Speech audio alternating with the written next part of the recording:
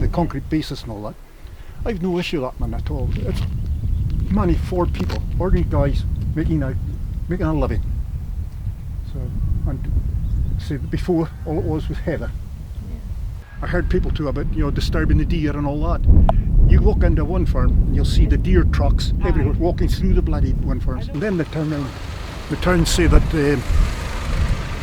killing birds and that. And I thought to myself, well, if a grouse is stupid enough to fly into a blade or a turbine, he deserves to die because he can dodge bloody hawks. Now, to try and stop somebody for what they class as noise pollution for that, it's nonsense. So you don't mind them? It's not in the slightest. The thing is, they say it though, they're non-viable. At the end of the day, they're not viable, as such. They reckon that the sheer costs of them, to buy them and erect them and run them, and then the life expectancy of them, and then seemingly they say now the turbine blades can't be recycled or anything, they bury them. So it's a debatable one. Debatable. We'll just wait and see. The thing is too, they're churning up more and more of these wind farms, and yet last year they paid over £1 billion to wind farms to stop producing electricity.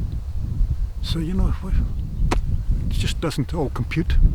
SSEN, which is what you think is a Scottish electricity company, I believe they're owned by the Spanish.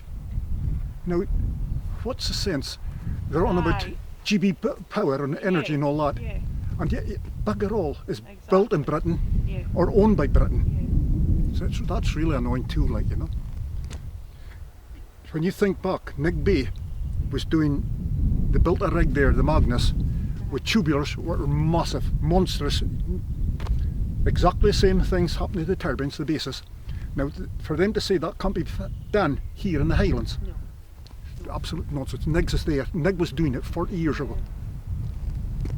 Do they not do work in Nig? They do work, but they're not getting the really beneficial stuff, like the real big tubulars, which could be fabricated here and painted here and shipped up here, But no, it all comes in from abroad on boats. So yeah, mixed emotions maybe.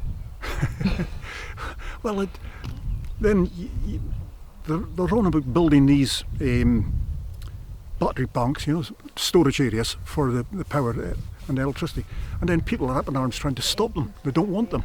If these battery banks do catch fire, they're very, very dangerous, and the fumes coming off them, and they're extremely hard to put out. So who knows? Hindsight, we'll see.